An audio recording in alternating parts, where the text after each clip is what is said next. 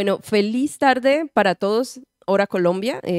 Saludamos a las personas que están aquí presentes, pero también a las personas que nos observan desde esta posibilidad mediática que nos da también la Casa del Libro Total. Nos encontramos en un escenario en donde analizamos, conversamos y en este caso conversamos mucho más, porque el trabajo, la investigación y la labor que ha hecho y que sigue haciendo Diana Tada, pues es esa investigación, es eso que podemos conocer, que podemos indagar y que gracias también a este escenario podemos preguntar y adentrarnos sobre un tema específico, este que es el de contribuciones del teatro contemporáneo a la paz, un trabajo que ella ha venido realizando desde que la conozco. Desde que la conozco siempre ha estado muy conectada con estas labores, con estas maneras de acercarnos y de presentarnos desde la presentación, desde el teatro, valga la redundancia, desde la puesta en escena, acercarnos a cómo el teatro nos permite generar esa contribución. En el día de hoy vamos a estarles acompañando, en este caso Diana Tada, pues investigadora, además, con doble perfil. Ella es académica de la Universidad de Bielefeld, si lo dije bien, y también artista teatral. Esta mujer centra su trabajo en los derechos humanos, también en las desapariciones forzadas y ejecuciones extrajudiciales en Colombia. Ha sido premiada también como dramaturga y dirige el movimiento de arte, un movimiento de arte, el Laboratorio de Movimiento en Arte. Su libro también de habilidades del cuerpo y el estudio del teatro nos permiten generar una mirada desde toda esa labor que viene realizando en 2024 y además refleja un interés por el cuerpo como archivo político y además un sitio de resistencia. En este caso también vamos a estar conversando con, en este sentido, Juan Diego Juan Diego Serrano, quien es pues ese invitado, lo tengo muy conectado con otro apellido, es ese invitado que además ha estado muy pendiente de trabajar de la mano en la edición de su libro Pasos, un libro que además las personas pueden tener la oportunidad de buscar, de investigar, de comprar y de acercarse un poco al trabajo de Diana Tada. Y vamos a generar una conversación de tres. En este caso, bienvenidos a todos y cada uno. Y bueno, simplemente les damos la bienvenida y empezamos en este caso con ese trabajo que ha venido realizando Diana Tada. Bienvenida a su país, especialmente porque la tenemos por poco tiempo, pero también el micrófono es suyo. Bueno, muchísimas gracias. Como no te presentaste, entonces Ruth Helves nos acompaña, comunicadora social y muy importante periodista de esta región. Y un saludo especial a las personas que estábamos acá. Siento que es un conversatorio muy íntimo, además de el trabajo que se está haciendo online y de lo que esto puede reproducir y que se puede integrar a otras personas. Gracias a Juan Diego también por estar acá. Y creo que en el conversatorio, que va a ser muy íntimo, voy a pasar las diapositivas que preparé. Están un poco extensas, entonces voy a tratar de pasar un poco rápido porque me interesa más la interacción que podamos tener tanto en este lado como con el público.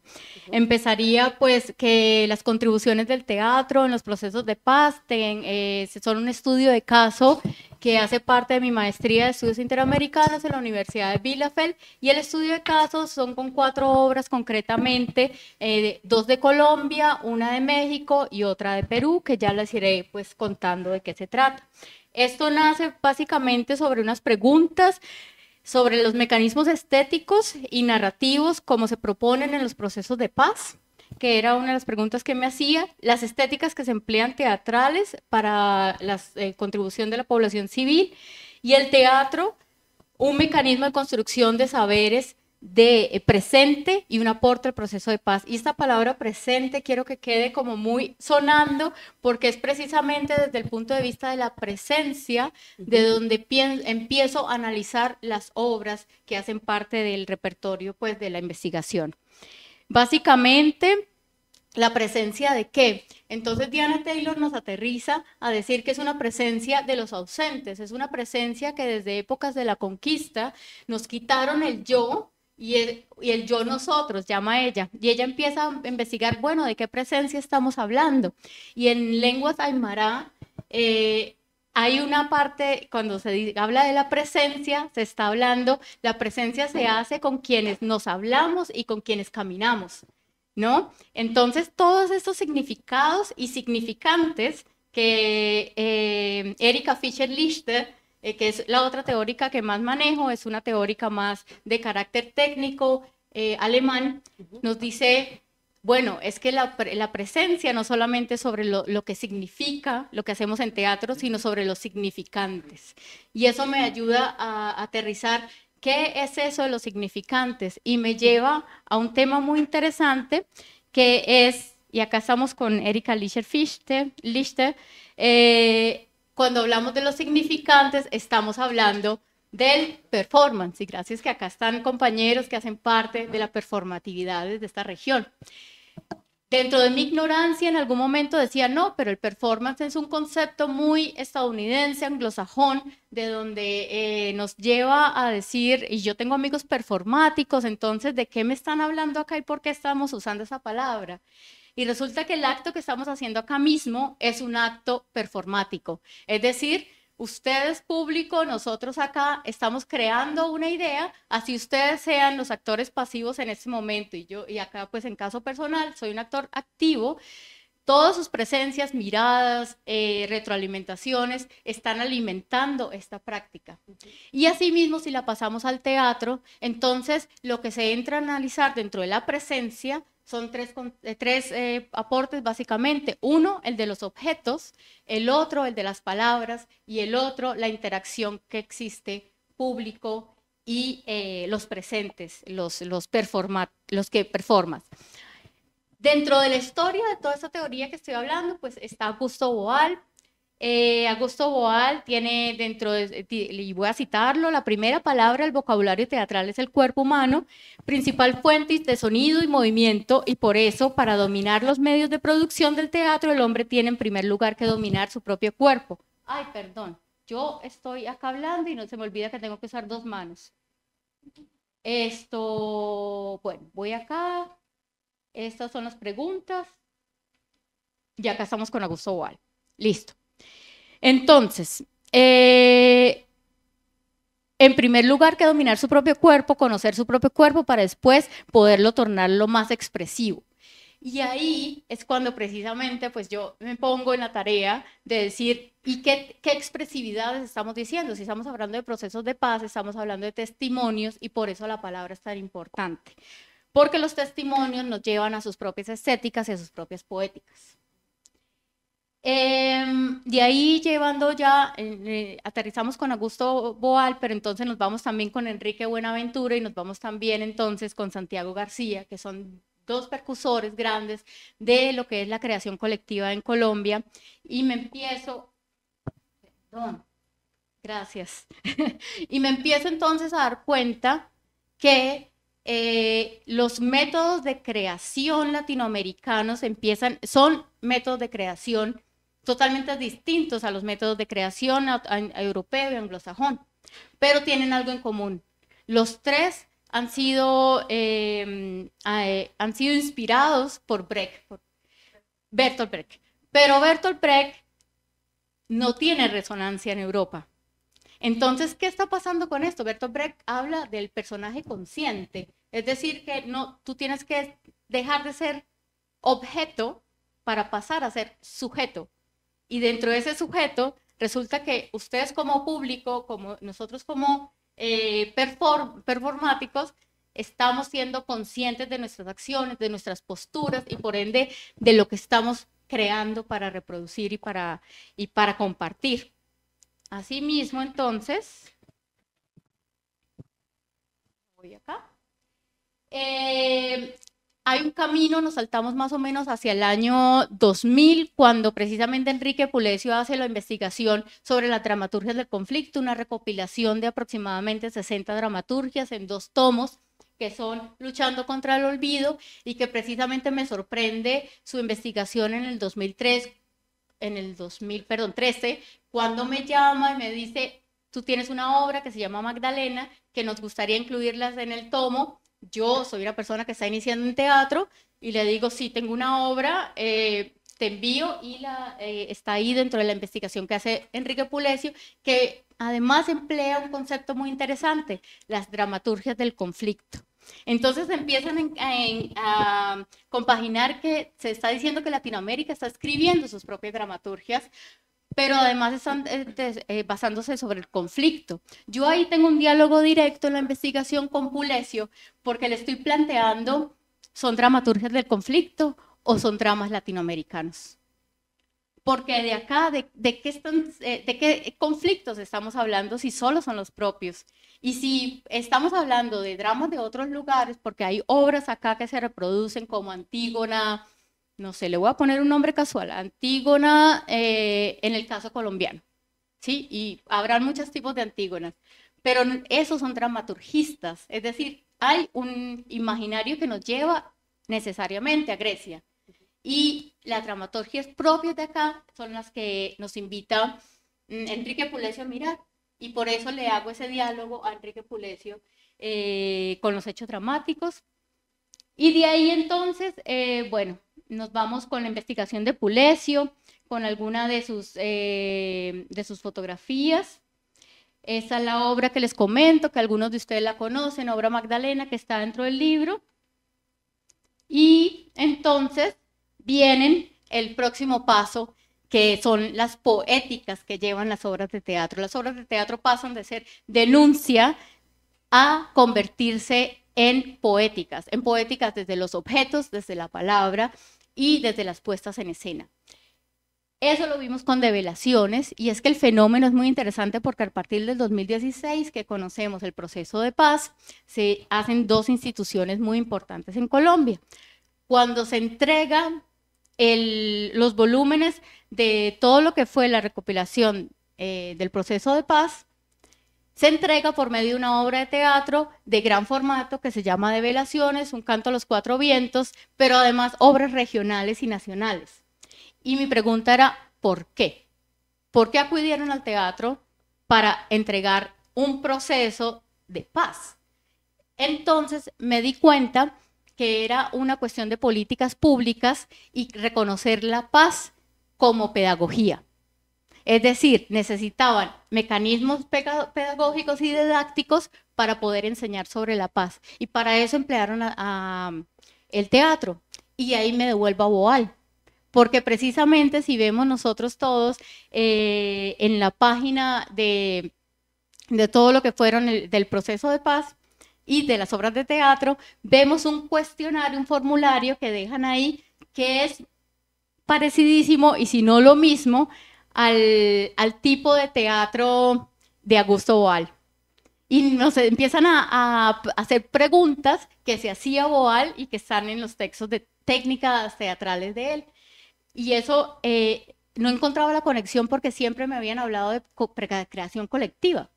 Entonces, desde ahí empecé a encontrar unos símiles que nos llevan sobre precisamente los imaginarios y las conciencias que hablaba Augusto Boal en cuanto a los públicos. De ahí nos vamos entonces, ya estoy un poco cerrando como esta gran introducción para poder entrar en el conversatorio, y nos vamos a las obras a las que yo estoy haciendo análisis. La primera, que se llama Ladrillo portante de celda circular, es una obra de Liliana Hurtado, ella académica, que tiene un contexto donde se incluyen fragmentos de lo que fueron también del relato Uno sabe quién es su hijo, y presente en el documento Cuando los pájaros no cantaban, perteneciente al informe final de la comisión. Ahí falta la comisión de la verdad. ¿Por qué ella incluye eso?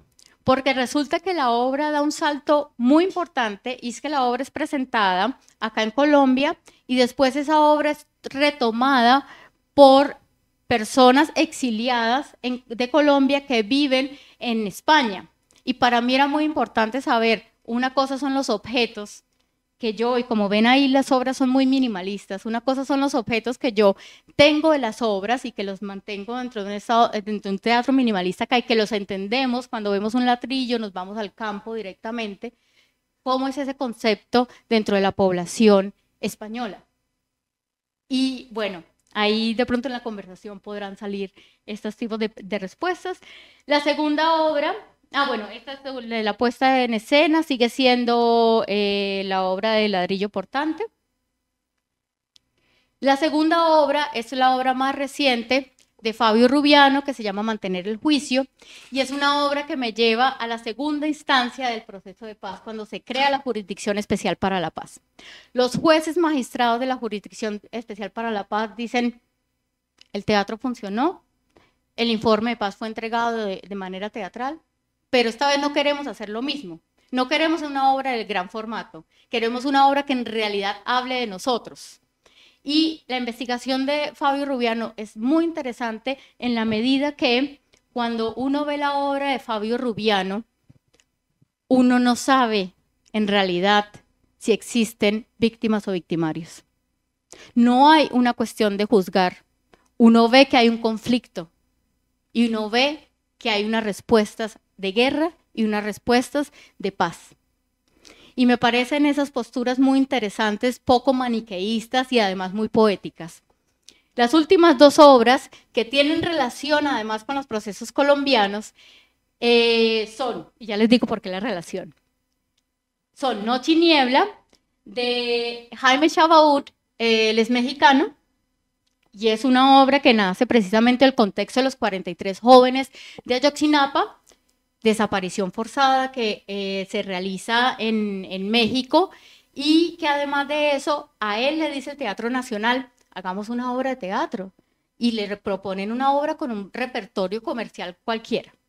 Y él dice, no señor, acá está ocurriendo algo muy importante en este país, hay un proceso de paz que se está llevando a eso que ocurrió en el país, vamos a hablar de los 43 jóvenes de Ayotzinapa. Y dejo una nota, a eso se refiere Diana Taylor también cuando habla de los actos performáticos. Ella dice, el solo hecho que hayan personas caminando por las calles de México con un 43 en la cara es un acto performático.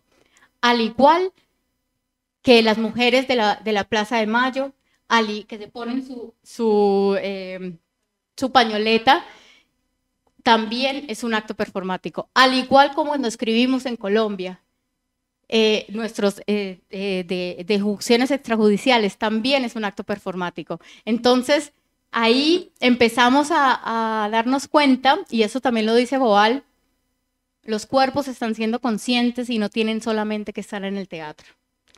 Y nos vamos a la última obra, que es esta es de Noche y Niebla.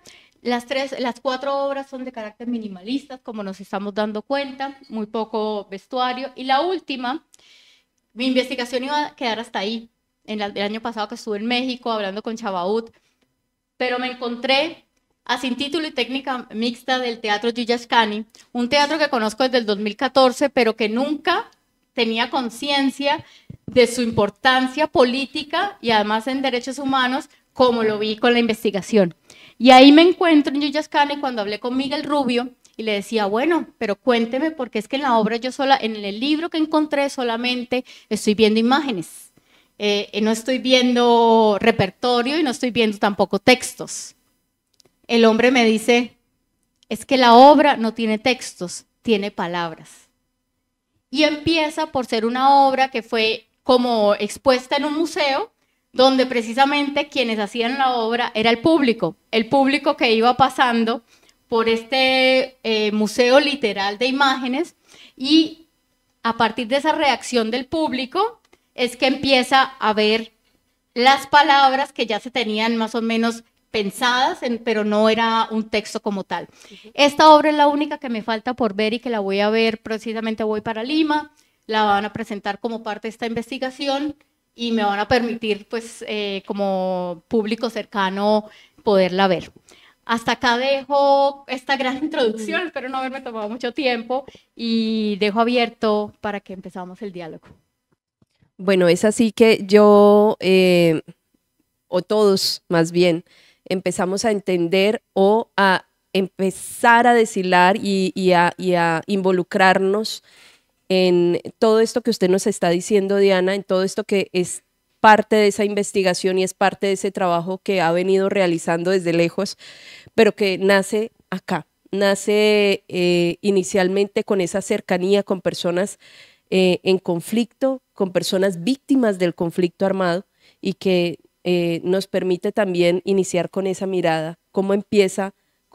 De mi parte la pregunta sería esa, ¿cómo empieza usted a tejer una construcción desde el teatro, desde el ser individual, pero también la construcción de todas estas historias en un personaje que hace eco y que refleja las realidades del conflicto en Colombia? Es mi primera pregunta y bueno, no sé si también Juan Diego ahí tendrá alguna más. Bueno, es una pregunta bastante amplia, entonces voy a tratar como de agarrarla, ¿no? Hay algo muy particular, desde que empezaba a trabajar con víctimas de conflicto armado, yo estaba en segundo semestre de la Universidad Autónoma de Bucaramanga estudiando Derecho y el trabajo con víctimas era directamente, me lo dieron como, oiga, usted ya es abogada, hágalo, y era porque era asistente, ¿no? Entonces teníamos que asumir ciertos roles frente a la población.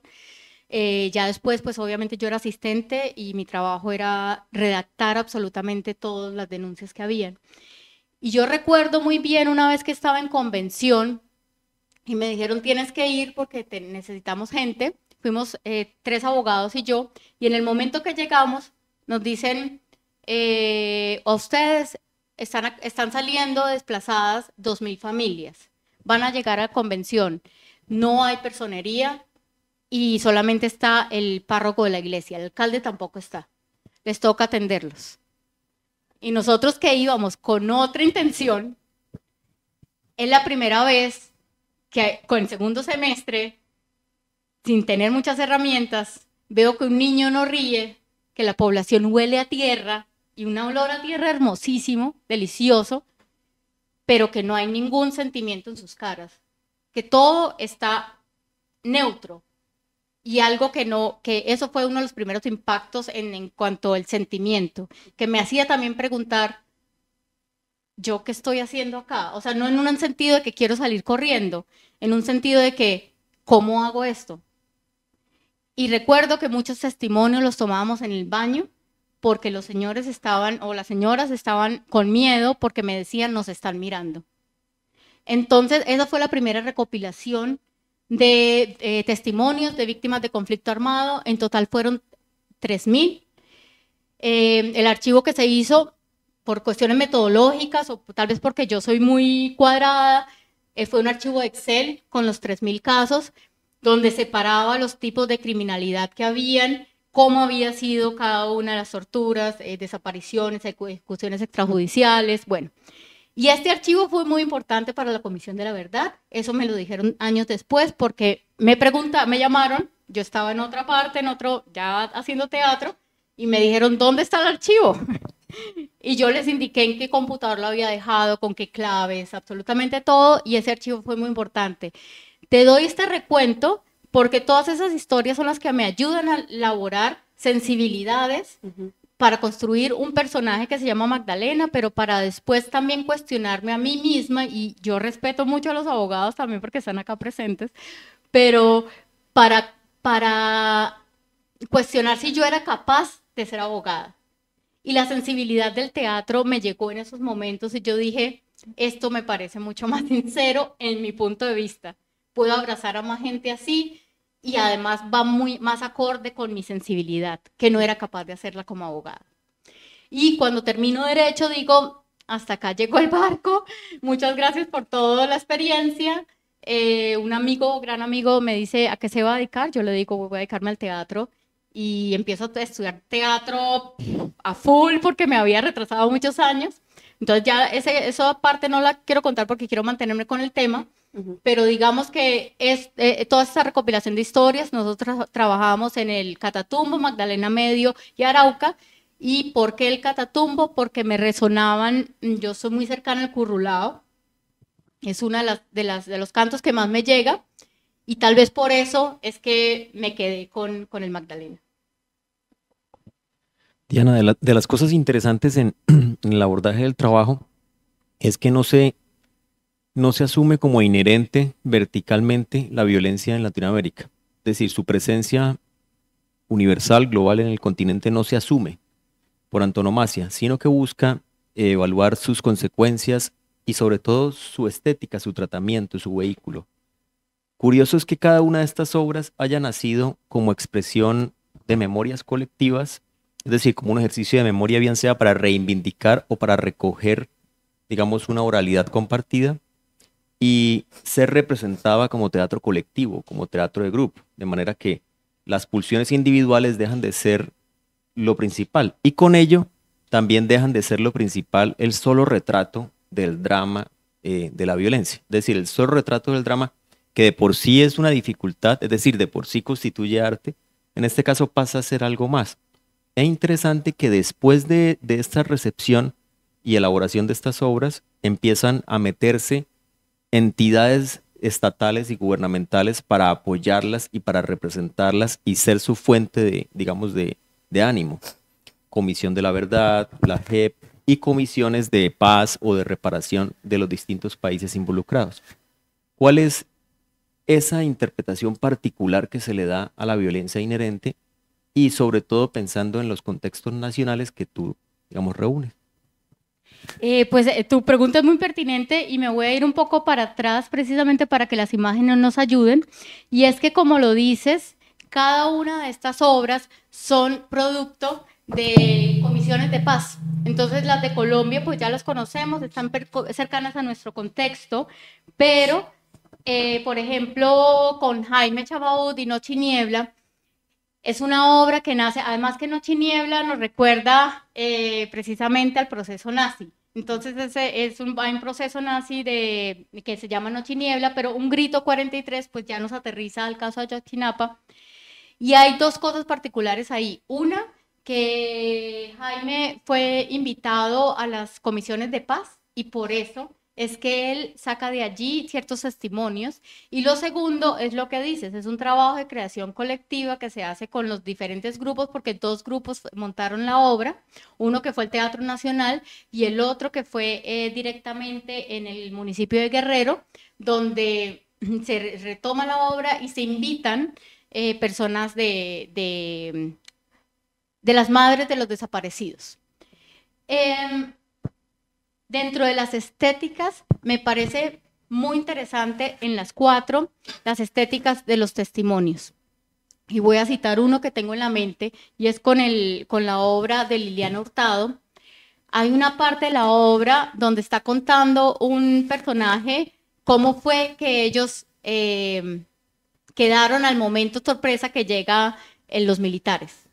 Y él dice, es que no podemos salir, quedamos encerrados como en una naranja.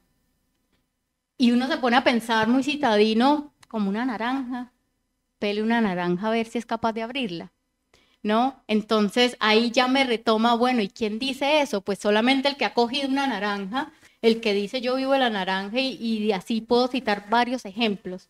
En el caso del de Jaime es muy, muy repetitivo esos trayectos que hay en México que son bastante áridos para llegar a la ciudad y cómo las tramitologías burocráticas son las que detienen un proceso de desaparición forzada mientras la madre sabe que se está desapareciendo.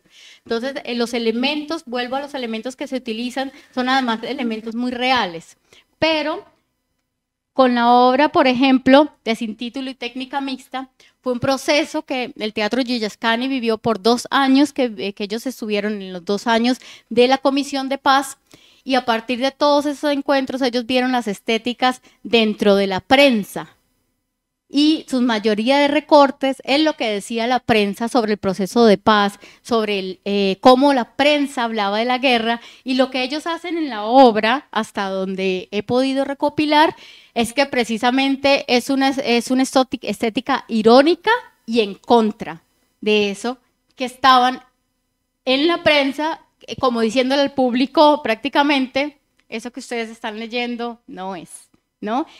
Otra cosa que he encontrado muy importante dentro de las estéticas es por qué el público acude a ver estas obras. ¿Por qué? ¿no? Y en Alemania me lo preguntaban mucho, si se llenan los teatros, si van, si pagan. Y yo decía, lo que yo siento es que precisamente el público necesita escuchar otras realidades que no están siendo contadas en los medios de comunicación. Y eso, esa teoría que expuse, precisamente me la halla la razón, la última obra que estoy trabajando, que es la obra de Yuya Ascani. Bueno, yo quisiera también que nos contara un poco sobre el conflicto interno en Perú y la manera en la que a partir de la dramaturgia hay una comparación que usted puede realizar o vemos que también realiza. ¿Qué comparaciones hay en esa investigación del conflicto en Perú respecto a la de Colombia y a la de México? ¿Y qué elementos claves se encontró allí? Bueno, yo te voy a dar dos ejemplos claves y además que está involucrado el teatro directamente. El conflicto interno del Perú está involucrado por diferentes tipos de guerrillas que precisamente lo que quieren o están en contra es de la dictadura de lo que fue Fujimori. Con la dictadura de Fujimori se empiezan a hallar varios rasgos de desaparición forzada, las mismas dinámicas que hemos vivido, pero hay algo muy interesante y me voy un poquito más atrás a Fujimori. En los años 70, en Ayacucho, empiezan a haber las primeras tomas de guerrilla y primeras tomas del ejército en contra de la guerrilla. La población civil está en el medio, no les permiten a la población civil estar en más de 2 personas, dinámicas también que vemos en Argentina. En ese momento, el Teatro Odín de Dinamarca está haciendo una gira muy cerca de Ayacucho y ellos escuchan que hay una dinámica en un pueblo que se llama Ayacucho, donde están viviendo momentos de guerra y que la población civil no se puede mover. Y ellos dicen, pues vayamos a Ayacucho. ¿Cómo logran entrar a Ayacucho? Pues por la belleza extranjera de una de las actrices, Julia Barley, que precisamente en entrevistas para esta investigación, estuve con ella el año pasado, y a mí me dicen, vaya, trate de hablar un poquito de español y convenzca a los militares que nos lleven por alguna razón. Listo. Terminaron los militares llevándolas a Ayacucho con este imaginario de que vamos a llevar al extranjero, y ellos organizan un festival con la población civil, sin decírselo, empiezan a caminar de a 2. Cada uno de los actores del Odín empieza a tomarse a uno de la población de la mano y empiezan a jugar como si fuera un carnaval, y ellos empiezan a darse cuenta, uy, sí podemos manejarnos de a 2.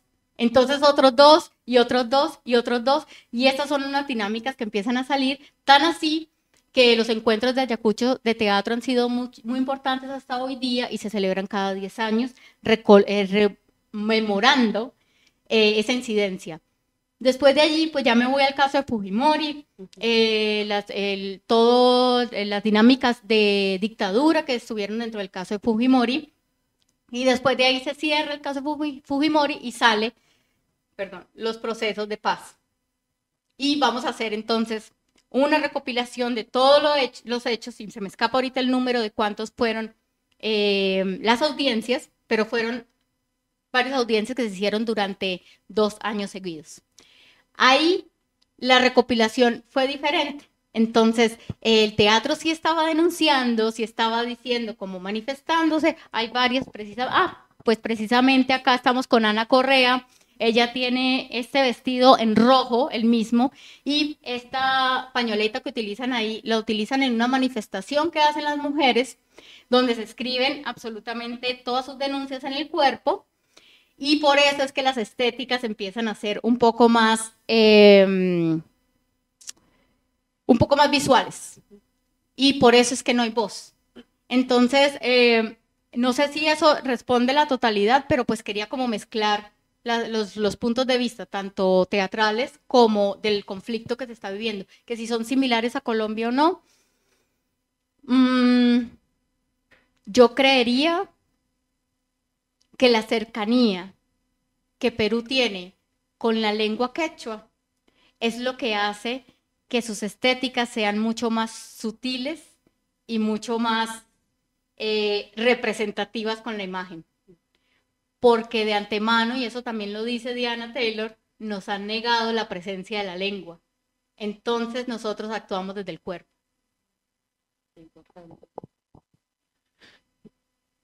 Bueno, el tema permite pensar una cosa, y es que hoy por hoy Latinoamérica ya no se piensa como continente. Brilla o se expone Latinoamérica en la medida en que los contenidos locales son expuestos de una manera crítica, enfática o aguda. Y ahí es cuando el continente se expresa, o por lo menos se identifica entre sus localidades, entre sus territorialidades, entre sus contenidos raizales. Esto parece ser la tendencia de todas estas obras, unas obras que prescinden del espacio, digamos, enunciativo global, prescinden del espacio general y se van hacia lo muy particular. Entonces, pensando en eso que es tan particular, en, tanto en los yuyas del Perú, como en México, como en el caso de la expresión femenina y rural de una obra o la expresión capitalina de otra en el caso de las dos colombianas, ¿qué nos puedes hacer en relación a esa expresión particular con la relación que hay con las obras en pequeño formato? En la investigación nos dices que hay distintas formas de pequeño formato, desde el teatro no hasta distintas formas. ¿Relacionas un poco por qué el pequeño formato tiene una específica relación con ese tipo de expresiones particulares o específicas? Bueno, yo me voy a ir a un ejemplo de una de las, precisamente, de una de las entrevistas que tuve dentro de este proyecto, que es el proyecto de la entrevista que tuve con Ana Wolf. Ana Wolf es de Argentina y ella maneja el teatro antropológico en Argentina, es investigadora, es actriz y además de eso tiene una obra. Ella fue víctima de la desaparición forzada por medio de un familiar muy cercano. Y ella me decía, porque ella hace teatro kabuki, y decía que ella estaba en el Odín y que le dijo una vez Julia Bartley, vamos a montar una obra con lo que tienes. Ella solamente tenía el pensado que iba a ser una obra. Y entonces Julia Bartley le dijo, porque hay cuando tú no tienes una obra montada, en estos encuentros teatrales te dicen, vamos a hacer una muestra. Y una muestra son 5 minutos de tu trabajo y que así tú te vayas precisamente en este convivio de público y espectador y actuante, bueno, qué puede salir y cómo nos retroalimentamos. Ella dijo, es que yo no tengo nada. Y le dijo, claro que tienes. La dejó en su intimidad y ella sacó una marcha de kabuki que duró exactamente los 5 minutos. Eso fue todo lo que hizo. Pero hubo algo muy importante, porque hubo presencia, porque los espectadores estaban ahí agarrados. Y eso estaba diciendo algo. Y ella dijo, ¿qué estás diciendo ahí? Si nos vamos a las lógicas del teatro kabuki, si nos vamos a las lógicas del teatro no, ¿qué están expresando estos tipos de teatro? Yo soy más cercana a la danza Buto. La danza Buto, ¿de dónde nace? A partir de la guerra de Hiroshima-Nagasaki, cuando los cuerpos quedan totalmente con la, perdón, cuando están incinerados, entonces les sale la ceniza. Cuando los cuerpos quedan llenos de ceniza y la expresión total este sonido, la corporalidad de los cuerpos casi estáticos y la ceniza son las 3 características principales de la danza Buto. ¿Qué expresividad me están dando ahí? Es una expresividad de muerte y de guerra. Lo mismo con las otras danzas. ¿Y por qué hace referencia a eso? Y me parece muy interesante. Porque precisamente el teatro latinoamericano ha estado alimentado no solamente por corrientes de Oriente, sino también, no corrientes de Occidente, sino también de corrientes de Oriente. Y el teatro no fue un teatro muy particular que encontré su influencia sobre todo en Perú. Tanto en las formas como respiran los actores, tanto en las formas como se desplazan los actores, tanto, sobre todo en las técnicas, en todas las técnicas que tenían que ver con la formación actoral, que se reflejan ya al momento de la creación y la puesta en escena. Antes de entrar, por ejemplo, en lo que es la presencia, quisiera hacerte esa pregunta. ¿Cuál es el papel de los objetos simbólicamente hablando en la expresión de este tipo de teatro? ¿Y qué objetos, en qué contextos has revisado? Bueno, el tema de los objetos es muy interesante, precisamente porque los objetos, cuando yo, ya le explico cuáles objetos, cuando yo veo los objetos de esas 4 obras en particular, yo me voy directamente a Latinoamérica. Cuando yo veo un ladrillo, yo sé que de eso están hechos la mayoría de casas latinoamericanas y que es más, la mayoría de casas no tienen nada más sino ladrillos. Cuando esa sería la obra precisamente, y me voy un poco para atrás, ladrillo portante, ladrillo portante. Ese es el objeto principal de la obra. Ya con Fabio Rubiano nos vamos a otras estéticas, y yo en Fabio Rubiano resalto son las piedras. ¿Y por qué las piedras? Porque las piedras tienen un significante muy grande en cuanto a los personajes que él está tratando de narrar, los personajes desaparecidos de las ejecuciones extrajudiciales, y precisamente lo que significan las piedras dentro de una representación de tumba, pero ellos, la manipulación de esos objetos no solamente son lo que literalmente nosotros sabemos que son los objetos, sino además de eso nos ayudan a abordar otros imaginarios y nos ayudan a abordar otras metáforas con las que juega cada uno de los actores de la obra. Y pues precisamente hay un subtexto muy grande ahí en interpretación. La otra, en Noche y Niebla, son 2 cosas en particular. Una, los pisos con que se utilizan, son pisos de... Ay, se me escapa. Esas maderas con las que se separan en los mercados, en las cajitas donde... Las estivas. Es un piso de estivas. Y la otra son las ropas que vemos ahí arriba. Esas ropas tienen una representación muy importante, lastimosamente no se ve todas las ropas, pero las ropas son precisamente todos esos personajes que no están. Entonces ya estamos uniendo que las 3 obras me están hablando siempre de personajes que no están, pero que de alguna forma u otra se representan en un símbolo. Y ya la última, la de Yuyascani, como vemos, sí es una obra con muchísimo más objetos.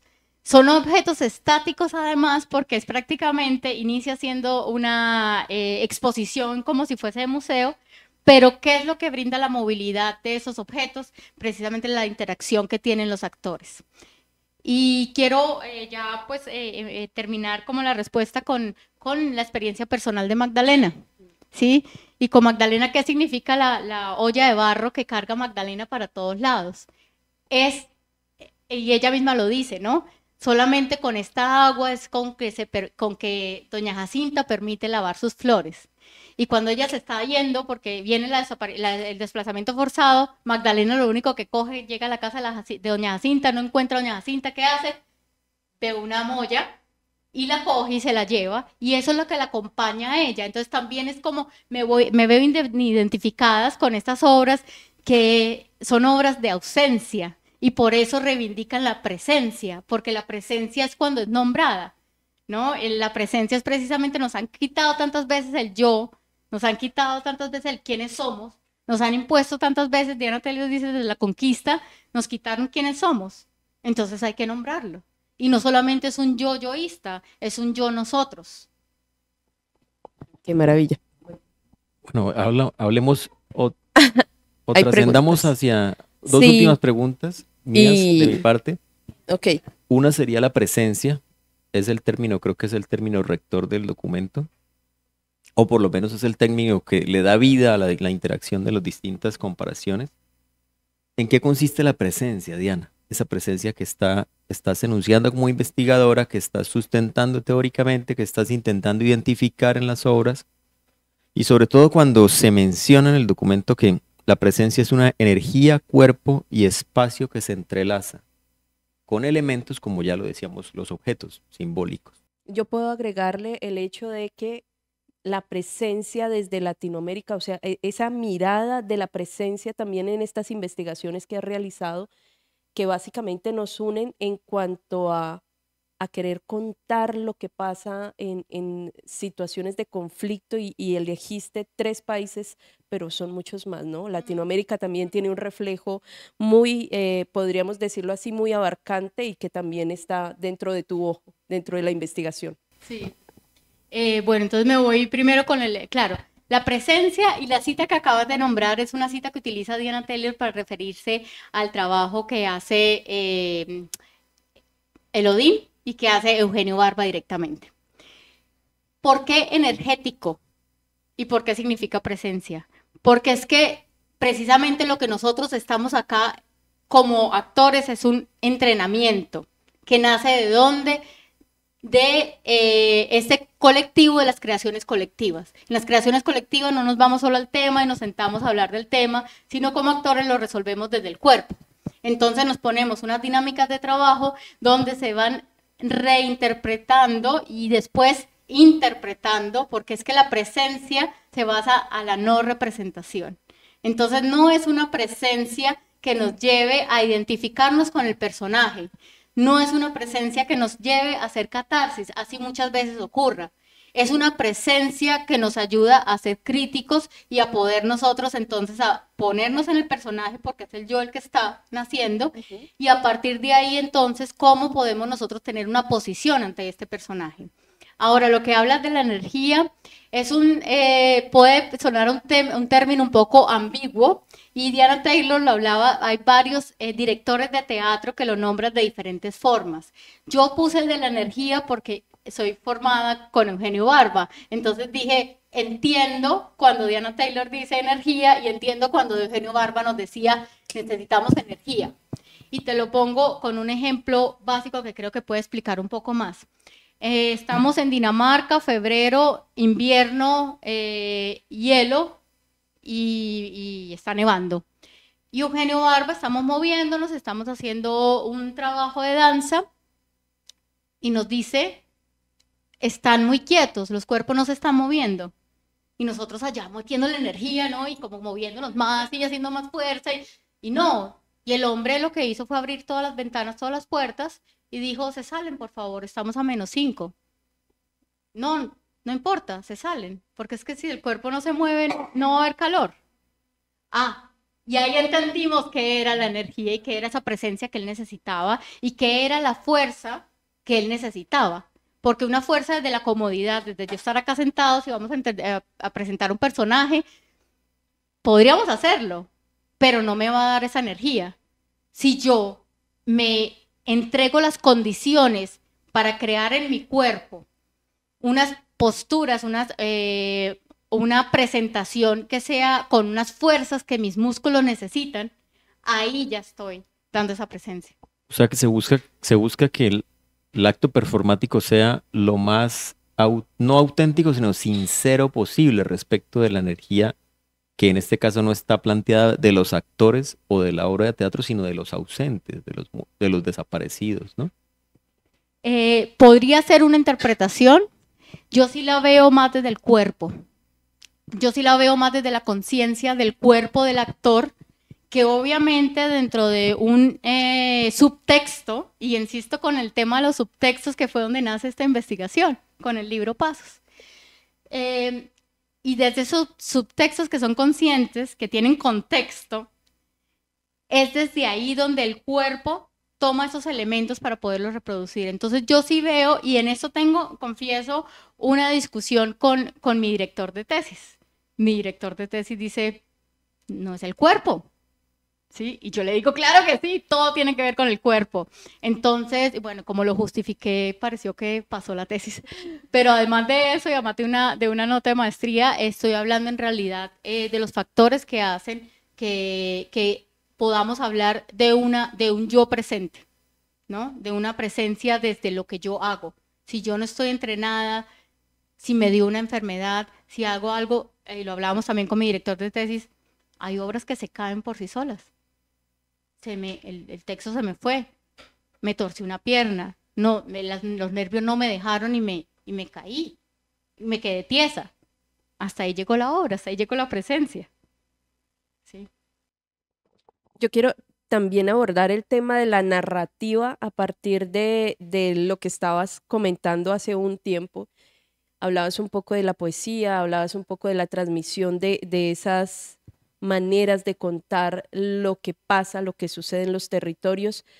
Y hay una narrativa latinoamericana que conecta, que ves como punto eje central o que se repite en estas obras, o que puede que la palabra esté mal usada porque no se repite, sino más bien que usamos, que nos conecta, que nos genera esa identidad latinoamericana de yo soy mexicano, la manera en la que viví esto, la manera en la que transmito esta información, en la que también me recibe esta información, siento que esto es importante o esto es lo que represento, y así como en México, en Perú, en Colombia. Bueno, te lo contesto con la pregunta anterior que me quedó faltando además. Sí. Entonces, hay una narrativa desde el testimonio, y me gusta mucho la frase y el concepto que utiliza Liliana Hurtado. Liliana Hurtado, que es una precisamente de las dramaturgas. Ella lo llama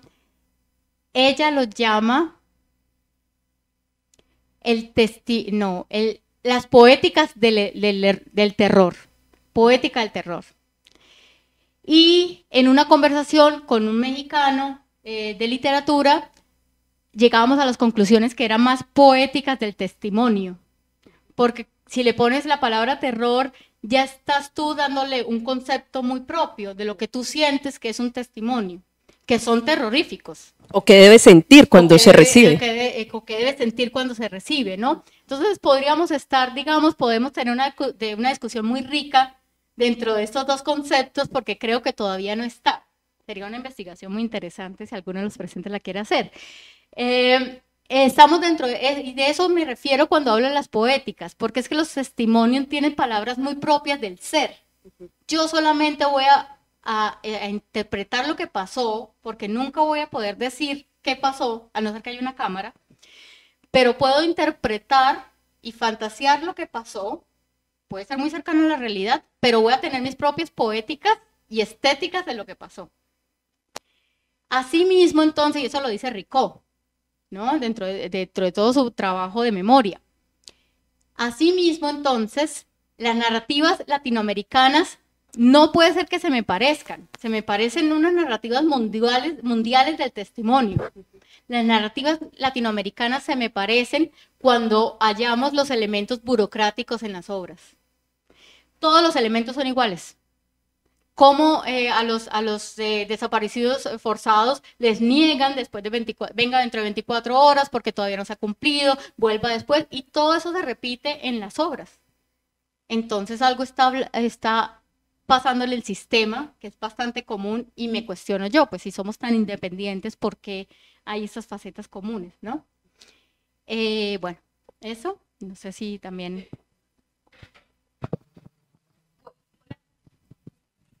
Para que en el registro. Hola, ¿cómo están? Bueno, yo soy actriz y esta pregunta es netamente actoral. Ya, yo conozco a Magdalena desde hace mucho tiempo, la obra, a Diana, su proceso, a toda la cuestión. He estado, por ejemplo, en el Festival del Teatro Vive de Palmira, que es un festival de teatro popular que se basa precisamente en estos amores y dolores, digo yo. He trabajado como desde muchos focos de los actores, que todos son víctimas, que lo estábamos hablando ahorita. Y me he encontrado como con cosas de verdad que son muy difíciles de digerir, o sea, en serio, de verdad desde la básica humanidad y desde la empatía de sea yo la persona que sea, es impresionantemente difícil de digerir. Entonces hay una pregunta aquí, y yo además la tuve con Magdalena mucho tiempo, y yo, ¿por qué no se la pregunté? Pasa que, digamos, así como pasan las obras de Fabio Rubiano, yo no conozco el resto, pero esta como tal, la de la JEP, no la he visto, pero he visto, por ejemplo, Labio de Liebre, he visto La historia de una oveja, y tienen un humor negro impresionantemente profundo. Pero también como pasa con Magdalena, y es que tienen una ternura impresionante. O sea, yo digo, una como actriz, investigadora, como hijo de puerca, o sea, así castizo. ¿Cómo hace usted, o sea, cuál es la transición interna, sensible, para pasar de todas esas cosas que, por ejemplo, a alguien le pone ese nombre? O sea, de una vez es terror, ¿sí? ¿Cómo hace usted para traducir todo eso, convertirlo en algo poético y llegarle al público de esa manera? Porque es que en la obra uno se ríe, uno se enternece, uno la goza y luego, ¡tome, hijo de madre! O sea, sale uno en un conflicto arrechísimo. ¿Cómo hizo su merced en esa transición para traducir y convertir a Magdalena en ese personaje tan tierno que además pues canta, danza, es una mamá a la vez, es una hija, es tantas cosas? ¿Cómo hijo de madre hizo para hacer esa transición? Es la pregunta. ¿Qué hizo dentro de sí para contar eso tan difícil de una manera tan bonita? ¿Cómo va ahí? Y también reflejado en esos ejercicios que usted ha visto en otros lugares, que me imagino que tendrán también eso, ternura, humor negro, ironía, otras cosas. Bueno, muchísimas gracias, Ivonne, además porque de verdad Ivonne acompañó muchísimo a Magdalena desde la técnica y creo que conoce todos los pelos de ella. Si yo pudiera acudir a un amigo, por esta pregunta acudiría, voy a tratar de acudir a la memoria. Primero yo creo que fue un proceso de tiempo y un proceso de repetición y un proceso de prueba y error gracias a un público que me estaba mirando, porque Magdalena no tuvo director al comienzo, tuvo director después, a un año de haberse hecho. Entonces era, ¿y por qué? Bueno, las razones tengo que decirlas. Una mujer joven que haga obras de teatro era poco creíble. Entonces no encontré director. Se las ofrecía a muchos, en Bucaramanga particularmente. Y pues yo me lancé a hacerla. Y tuve de público, creo que Juan Diego estuvo por primera vez de público en una casa donde yo vivía en Piedecuesta, donde había como un teatrín, y invitamos amigos y personas, y desde ahí me empecé a lanzar a ver cómo ese público podía responder, y sigo en este convivio, ¿no?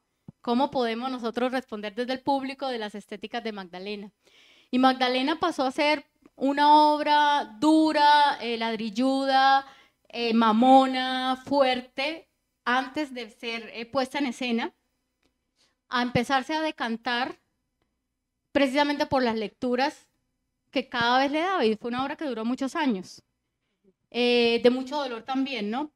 Y esas poéticas yo creo que me las brindó la propia comunidad, porque yo estuve con los primeros testimonios de comunidades desplazadas por el conflicto armado en Bucaramanga, que se asentaban donde era la antigua cárcel de mujeres y el manicomio después, que es una casita acá abajo en el centro, acá a la vuelta. Ahí yo atendí 70 familias que vivían 4 o 5 por cuarto. Y creo que la convivencia con ellos y ver cómo ellos también resolvían sus vidas, y después de 10 años encontrármelos y decir, que me decían, ay, bueno, ellos me dicen doctora, pero prefiero nombrarme Diana, ay, Diana, mira que esto me ha resuelto, o que, ay, que me fui para el pueblo, o que, ay, ¿cómo se resuelven? Me pasó algo terrible, pero yo tengo las capacidades de resolverme, ¿sí? Eso fue lo que me dieron los elementos de Magdalena, como que hay esperanza. Y bueno, el resto ya era también encarnar un poco cómo yo me resuelvo si me devuelvo a un sitio, ¿sí? Esa casa que me la pinten de rosado, porque yo no quiero ver una casa militar, ¿sí? Y también, entonces esos ejemplos eran como bueno, como eso. Hay frases de Magdalena que son muy de los testimonios. Por ejemplo, la que dice, este pueblito yo lo llevo aquí, como lo he sido feliz acá, no lo he sido más nunca. Eso es de alguien, de uno de los testimonios, que lo tengo en la cabeza y desafortunadamente no podría decir con quién. Y en general podría yo decir que, pero las muertes sí fueron también muy ideadas, ¿no? El currulao, vuelvo a decir, el currulao es muy matronal, fue el que me ayudó a dar respuestas. Yo antes currulado y lo bailaba y huepajé. Cuando me empiezo a dar cuenta, acá hay cosas de dolor. El currulado me está diciendo otra cosa, escúchelo bien, escucha el tumbado bien. Y cuando yo estuve se llaman además las hijas de Diana en el Magdalena Medio, y yo les decía, quiero cantar currulado, ellas me decían, me llevaron a la mitad del río. Y me decían, cuando usted escuche que su voz se devuelve, es porque el currulado ya la cogió. Y yo empecé ahí, y a botar cantos, hasta que la voz por fin se devuelve, y me dice, ya puedes cantar currulado. Entonces, esos son como enseñanzas que te da no solamente el teatro, sino también la práctica y buscar en las estéticas. Buenas tardes, muchísimo gusto, qué placer por fin escuchar esta tertulia tan maravillosa. Antes hablábamos, Diana, días atrás, como que voy a tratar de atar esas palabras, esos conceptos que van como cruzando toda la charla que han tenido y me uno a Juan Diego, el tema de la presencia unido siempre, pues al tema del testimonio, del conflicto, de esa posibilidad o no de paz a través de estas dos palabras anteriores. ¿Sí? Sabemos siempre que el teatro es presencia, pero tú estás hablando también de una performatividad pues que es absoluta en el tema del testimonio. ¿Cómo cruza eso en tu cabeza para la posibilidad? Ya nos decías que incluso en la Comisión de la Verdad y de la JEP, todo eso, de alguna manera, eso sucedió. El teatro nos armaba y nos posibilitaba eso, ¿no? Pero cómo, desde lo que tú nos contabas el otro día, cómo atas esa posibilidad, ya con otras dos palabras últimas que tejo en lo que has dicho de discurso, y es poética y estética. Pero a mí me parece que la presencia las está atando también, si fuera posible, en una última, y es la ética. Bueno, a mí me conflictúa la palabra ética, entonces lo voy a dejar para el final. Okay. Dentro de la separación de lo que es presencia, por eso me interesaba separar presencia de las palabras y no puse texto porque son palabras, son testimonios. Tampoco quería poner testimonios. Entonces lo resolví con palabras y lo dejé ahí. La presencia de los objetos, que ya lo hablamos, la manipulación, y la presencia de los cuerpos. Las estéticas y las poéticas que esto tiene también ya lo hemos tocado en varias ocasiones. Pero para mí, y la unión con el concepto de paz, era lo clave, porque para mí la paz siempre ha sido un discurso que está muy vago, que suena muy lindo, pero que no sabemos para dónde va, ¿no? Entonces es un discurso que nos reconforta en muchos sentidos, pero hasta ahí llega. Haciendo esto me di cuenta que esa presencia creaba acciones, que no era solo conciencia, y entonces lo ato con que la paz precisamente se vuelve acción en los momentos performáticos. Y esa es la clave de las conclusiones que saco con la investigación. Nosotros podemos hablar de paz, podemos tener discursos de paz, podemos crear proyectos muy lindos de paz, podemos hacer pedagogías de paz, pero la paz no puede ser paz si no es una acción. Y lo dejo ahí porque la verdad a mí me entorpece el término ética, pero podríamos discutirlo. No acá. Tengo que pensarlo, sí, tengo que pensarlo. Bueno, hola Diana, hola a todos. Yo me uno un poco a la compañera Ivonne como actriz y tengo una pregunta desde la construcción de Magdalena, precisamente. ¿Cómo llegas tú, siendo tú tu propia, tanto como la actriz y la propia directora, como lo mencionaste inicialmente, precisamente, cómo llegas a decir, o mejor dicho, a encajar las acciones? Porque desde la narrativa, listo, ya tenías la idea y tienes todos estos impulsos que han venido desde el comienzo, desde derecho, desde todo antes de... Pero ya desde la parte actoral, ¿cómo llegas a la construcción de las acciones de Magdalena siendo tú la misma directora? Es decir, ¿en qué momento tú dices? Porque claro, como actores nosotros estamos muy dados a la exploración de nuestras acciones, pero como que siempre hay un director que nos está observando y nos dice, esto queda, esto se va. ¿Cómo haces tú misma para encajar y decir, esto queda, esto se va? ¿Y cómo llegaste a esas acciones y a esa exploración de las acciones desde la narrativa que ya tenías? Bueno, a mí me ha ayudado muchísimo la danza. Y yo cuando estaba estudiando con Beatriz Camargo en Villa de Leyva, tuvimos un maestro muy interesante que es el director de la Escuela del Cuerpo, del Colegio del Cuerpo de Cartagena, que se me escapa el nombre en estos momentos, Álvaro Restrepo. Con Álvaro Restrepo nosotros estuvimos ahí y él decía que su escuela tenía un principio. Ellos eran bailarines danzantes sin espejos, porque precisamente los movimientos corporales tenían que partir a partir de la conciencia corporal, no de un reflejo corporal. Entonces, esos elementos que él me brindó, yo creo que fueron los más claves para la construcción corporal de Magdalena. Además de eso, el subtexto, porque muchos de los textos, la obra de Magdalena, se quedó con pocos textos y todo eso que era un ladrillo se convirtió en subtextos y en contextos, ¿no?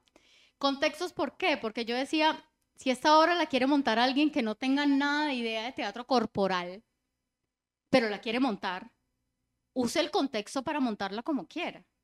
Y puse el elemento ahí. Y acá quiero agregar algo que no tiene que ver con la investigación, pero que sí tiene que ver con mi proyecto de vida. Y es que yo sí todavía relaciono el teatro con la literatura. Y a mí díganme los teóricos y díganme en Alemania, es que esto es teatro, esto no es literatura, eso ya se separó hace muchos años, estás anticuada, no sé qué. Pero yo sí le sigo diciendo la literatura, además porque vengo de ahí. Oigan, póngale cuidado al teatro que está avanzando y ustedes se me están quedando y necesito que las dramaturgias se vuelvan a reconstruir y a tener en cuenta estos procesos nuevos teatrales. Entonces, eso por un lado, desde la conciencia corporal, desde la danza y también desde los recursos de memoria. Cuando tú estás con una víctima de conflicto armado o cualquier víctima que ha sufrido hechos fuertes, a ellos se les olvida hasta cuándo cumplen años. Se les olvidan las fechas. Muchas personas del Estado, por eso les dicen, pero no me estás diciendo los hechos como son. ¿Cómo así que se te olvidó cuando mataron a tu hijo? ¿Sí?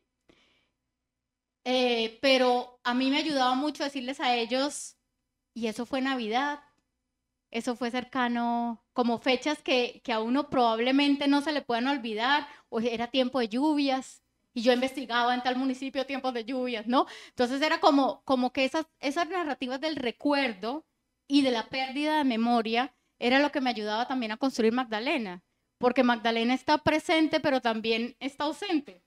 Está en un pasado constante, ella vive recordando, ay, lo que pasó con no sé quién, ay, Pepito, y yo sigo vendiendo flores acá en la plaza y a la orden las flores, ay, pues pucha, las flores fueron las que mataron a mi niña, ¿no? Entonces como que todos esos, y eso es lo que dice Ivonne, que los subo y bajo, ¿no? Con la gente. No, eso no sé cómo pasó, no puedo no tengo la imagen concreta. Lo que sí sé es que me apoyaron estas experiencias que he tenido desde el teatro y desde la realidad. Diana, pensando las cosas, estas obras, así como muchas obras literarias, así como muchas creaciones en este siglo XXI, parecen ser obras basadas en la violencia. Pero si uno mira bien las cosas, no es que sean obras sobre la violencia. Es decir, el drama ya no sirve para hacer inmersión y como tú decías, ya no son catárticas. Si no lo son, entonces hablamos de unas, digamos, obras artísticas del prefijio re, ¿no? Reconciliación, reparación, resiliencia, y todas tienen que ver con el principal, que es resistencia. Son obras que, digamos, giran en torno a la resistencia. Esta idea de resistencia es más importante que la idea de la violencia, y lo pregunto porque tanto como inspiración a la tesis como inspiración de estas obras ha sido gran parte de la frustración de quienes las han hecho al ver que el proceso de paz no progresó como se debía y el país 10 años después del proceso de paz no se ha descentralizado, no ha llevado la ciudad a los pueblos, no ha reconstituido la memoria del todo y seguimos penando por los ausentes.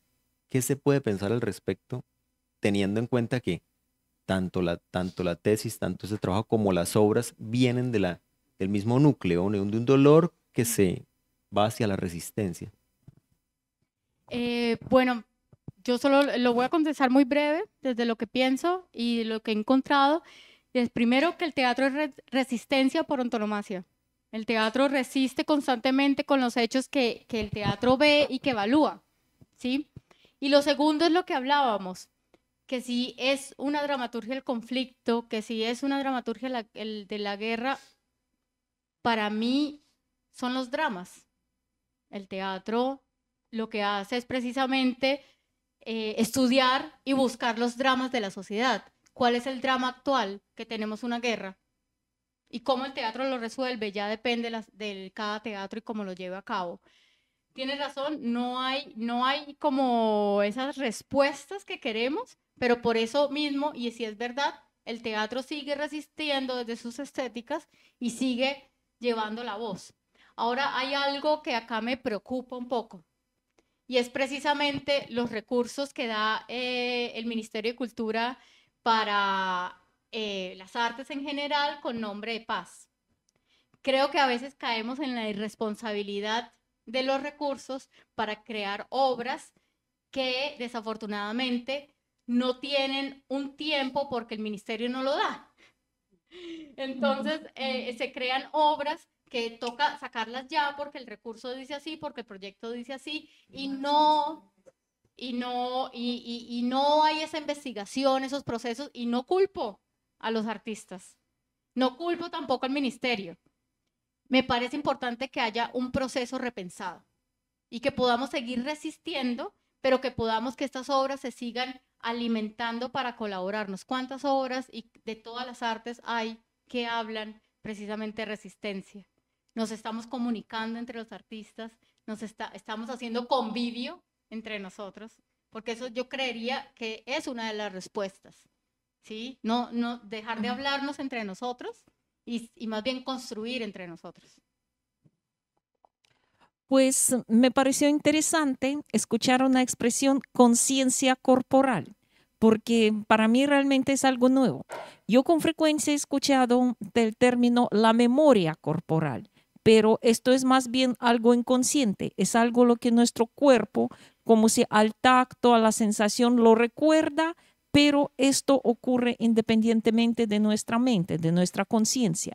Y tal vez para mí el teatro corporal suena un poco extraño, porque aunque yo vengo de un país, de una cultura teatral muy, digamos, vasta, pero para nosotros, yo recuerdo, para los rusos, el teatro siempre ha sido las palabras, tal vez porque nos criamos con las tradiciones del teatro clásico ruso de Ostrovsky y después de Chekhov.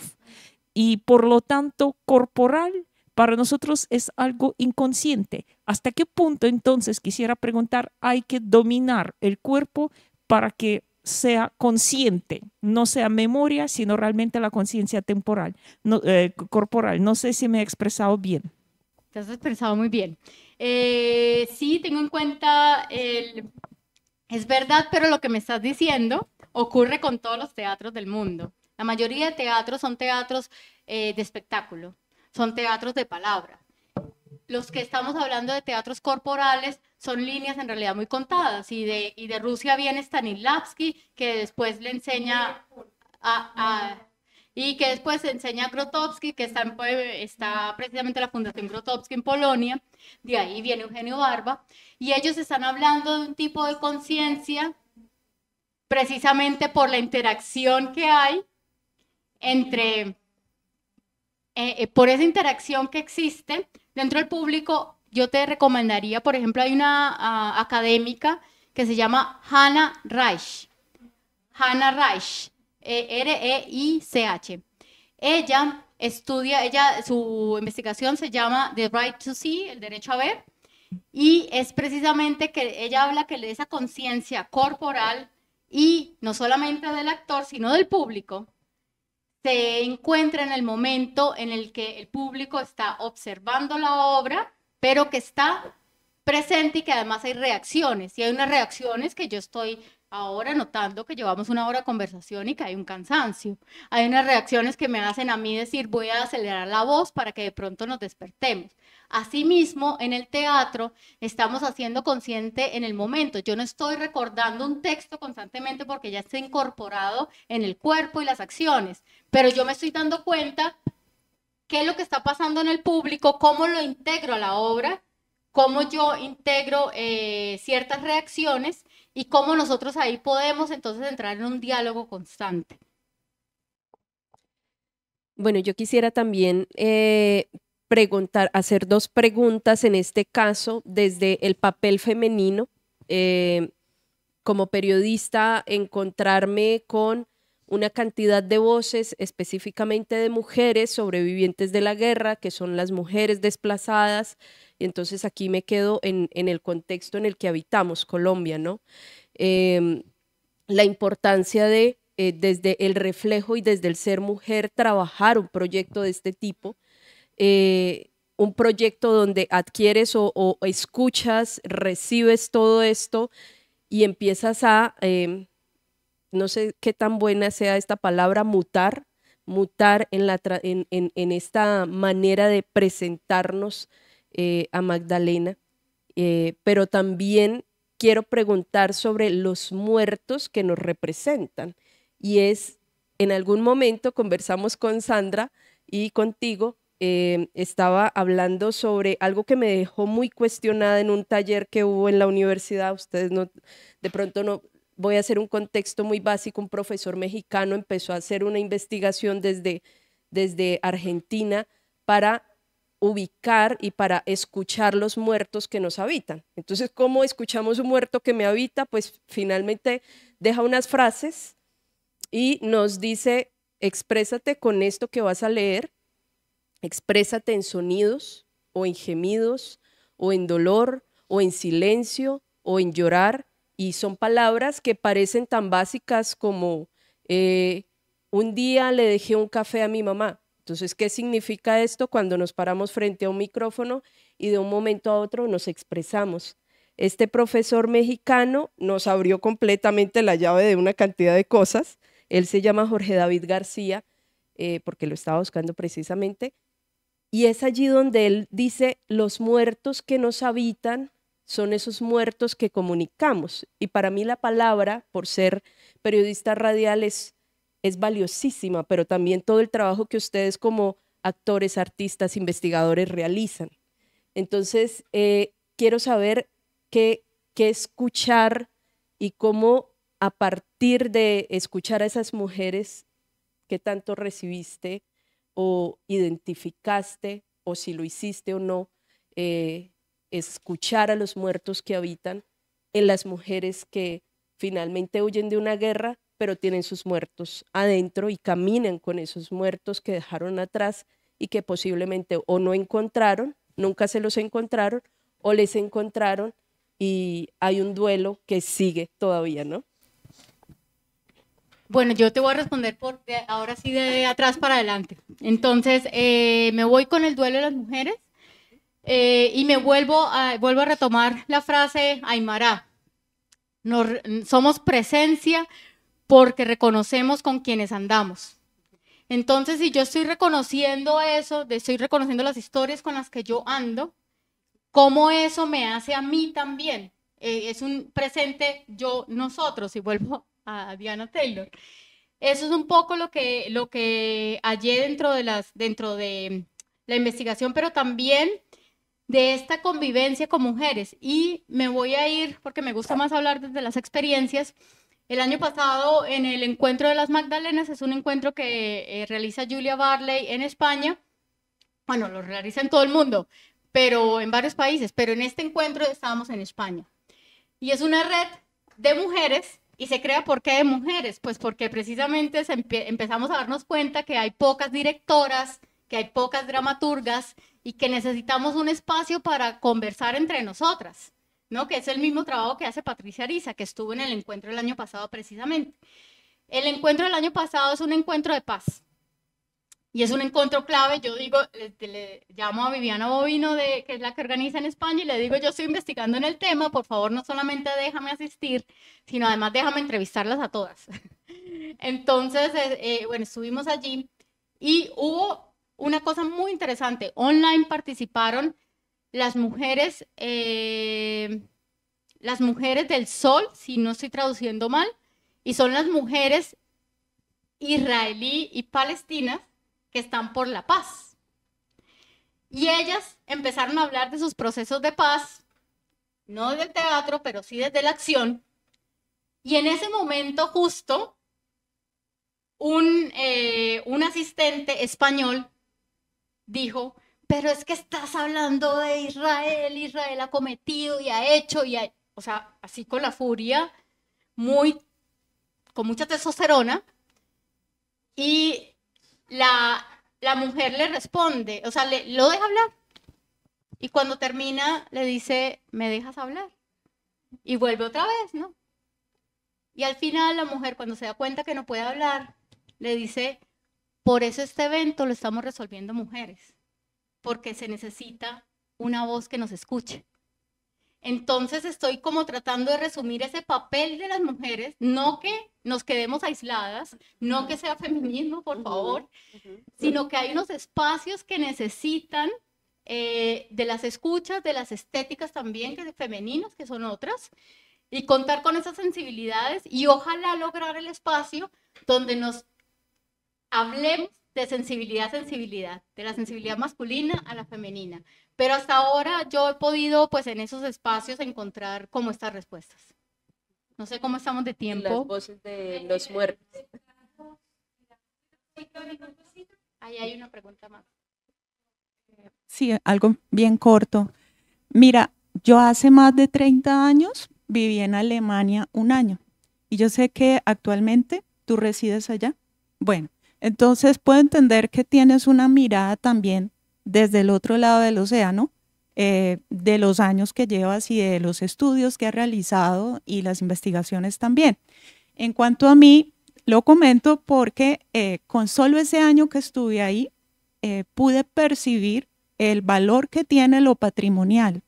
Entonces, ahora está muy de moda acá hablar del patrimonio. Entonces, estaba pensando si el teatro podía ser considerado un bien de interés patrimonial para que no quedara solamente como en las investigaciones que se hacen tan interesantes como las tuyas, sino que se pudiera hacer algo más dentro del proceso de paz que al parecer está estancado, pero con estos proyectos como el tuyo, yo veo que hay una herramienta bastante valiosa para que ese proceso de paz siga su rumbo, ¿sí? Con las Magdalenas, que a mí me parece que son la puerta a encontrarnos en otras realidades, porque el teatro para mí es eso. Yo no soy actriz, pero sí puedo apreciar el valor que tiene el arte dentro de la corporalidad que presenta el teatro.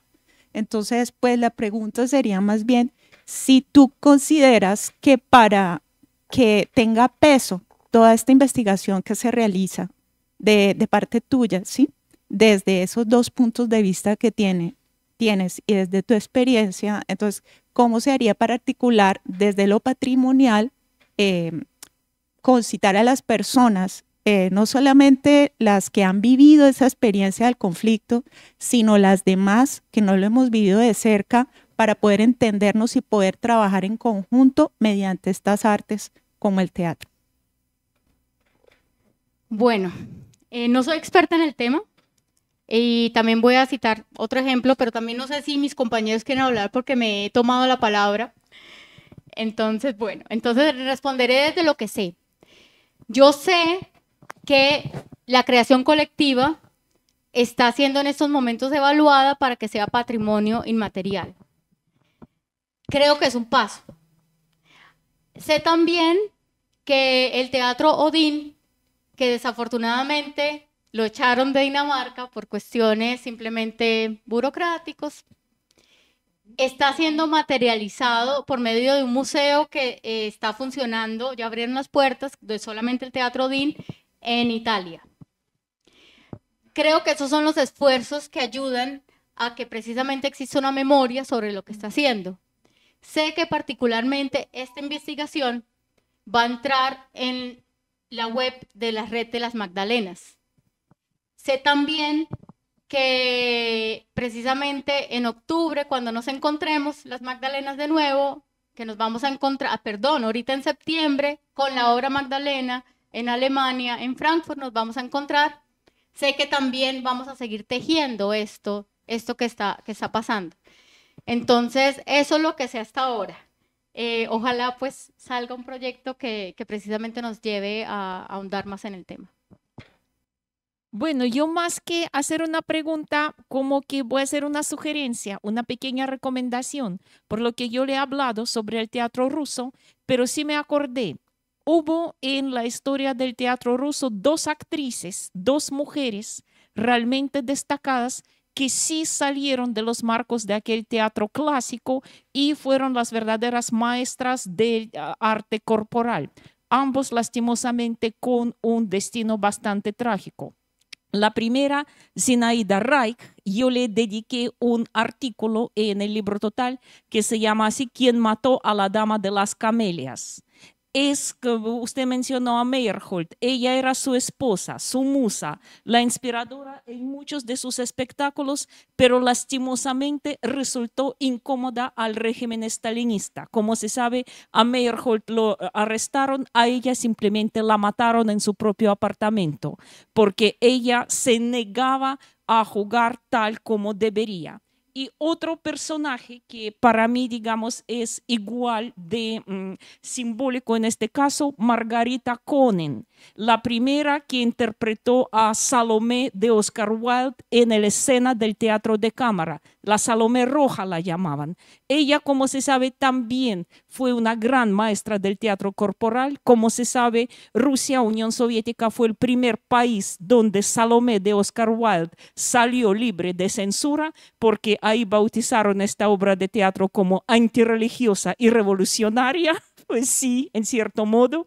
Y en este caso, aunque digamos ella sí evitó aquella tragedia, pero de todos modos, como se sabe, el teatro de cámara bajo Stalin no vivió sus mejores tiempos. Prácticamente lo cerraron. Y Alisa Konen, la Salomé Roja, también tuvo una vida muy difícil y murió solitaria y olvidada por muchos. Así que, como podemos ver, sobre estas grandes actrices del teatro corporal, 2 artículos en el libro total.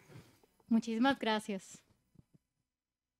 Bueno, yo creo que si no hay más preguntas, agradecemos, finalizamos este escenario, este espacio donde además han surgido muchas preguntas, muchas respuestas también, y nos permite acercarnos, en este caso, a hacer y a realizar y a sumergirnos un poquitico desde afuera, en mi caso como periodista, en el caso de Juan Diego también, no estando en la línea del teatro, usted sí, pero aquí hay muchas personas que también han estado interesadas en este tema y sabemos que muchos más pueden observar este material, escucharlo, también sacar sus propios apuntes desde sus realidades al otro lado de esta cámara. Muchas gracias a todas y a todos.